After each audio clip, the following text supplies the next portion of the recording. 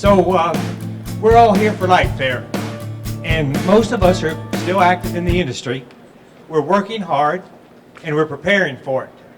And like many of you, I prepared.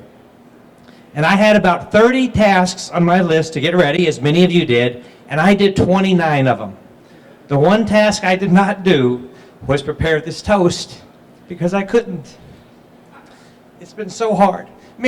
All of you, I think, know that John Selander passed away and is no longer with us. So his family is here to receive this award. John was a good man. John was a great man, and he was a dear friend to me. And it's interesting that John and I never talked business much because we mainly talked about our families. John never leaned over to me and said, "Randy, you need to be a better person." But when I was with John, I always wanted to be a better person because he was such a good man. And John taught me many lessons. We saw John at Light Fair last year. We did a similar thing here for Bill Hanley. Many of you were at that event. And John came, and he came directly from the hospital. Directly from the hospital. And he looked ill. And I'm doing a million things and not really paying much attention, but I make a mental note, hey, I got to talk to Selander. So I called him a few weeks later. He waited a week. He called me, and he was great. Voice was strong, sounded like $1 million. Things were going great. And I kind of made a mental checkoff. Okay, Selander's good. Move on with my life. And, I love doing the Edison report. But the worst part of my job is every morning I wake up to the news and the emails, and I got an email that John Selander had passed. And I just stared at it. I just absolutely could not believe it. And that's one of the things I really don't like about this job, is having to report on things like that. So with that, I would like to make a toast to John. I know he's here in spirit, and he's a great man. So Charles, I turn it over to you.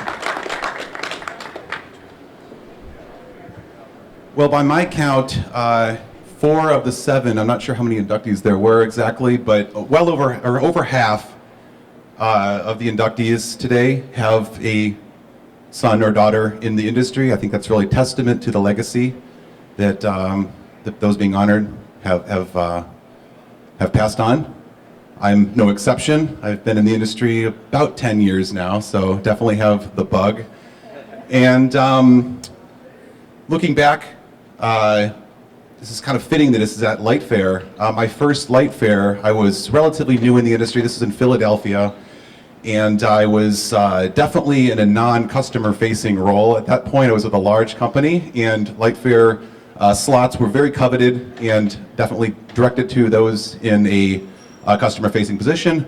I was back in some cubicle doing photometric calculations or pricing analysis or something decidedly not customer facing. Somehow, and this is probably, well, definitely in part because my dad was the IES president that year.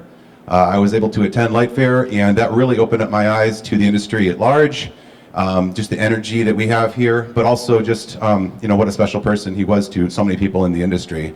I remember sitting outside of the Reading Terminal Market in Philadelphia, and we were eating Philly cheesesteaks out on the curb, and just people were passing by. Every other person knew my dad. And there was just so much respect and friendship, and it really Light Fair since then. I always remember that moment. So my mom was able to fly in this morning, as was my dear Aunt Nancy. So give them a hug later. So I know my mother has a. I'm sorry. Oh, yeah. She has she's in commercial interiors, has an eye for design, so I know she's looking where to place that sizable plaque on the wall in my father's office. So, one other anecdote I just want to leave with is I remember one of the stories my mom brought up, and I also have 4 younger brothers. I was the only one that did go into lighting, and very much This is a fantastic industry to be a part of and carry on my dad's legacy. But one of the anecdotes my mom mentioned was when he was in San Diego, he had a break in meetings, something fell through in his schedule, and he decided to rent a sailboat and go sailing on the San Diego Bay. Wind died. He was out there for several hours, missed a flight. His company at the time was very alarmed. Called my mom, who was just kind of spoke to his adventuresome spirit and his lust for life, and just want to raise a glass. And I know my mom has a couple words to say as well, but just a toast to my dad, our colleague, our friend, John Selander. Yeah, it is fitting that we would be in San Diego.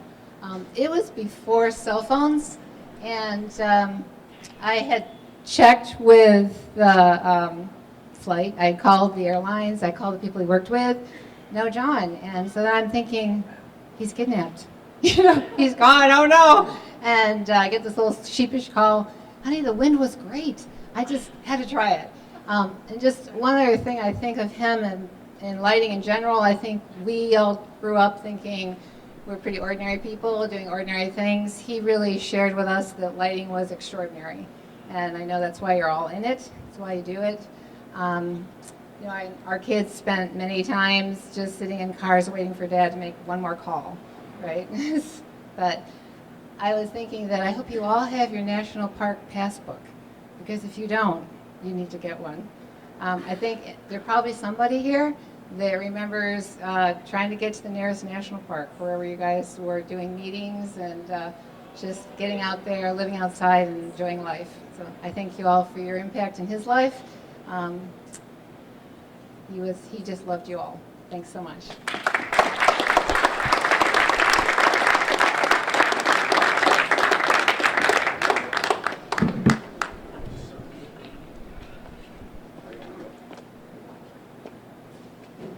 Look this way. All right, thank you. Thanks very much. Okay, guys, this concludes the formal part of our session. We want to thank everyone for coming out. Remember, this is the first time we're doing this. We know we can do a better job, so send me your comments and your advice, editor@edisonreport.net. We have this space until 7:30. We have the bar until 7:30, the food until 7:30. If you have drink tickets, pass them around if you don't want them, but feel free to stay and enjoy the evening. Thank you very much.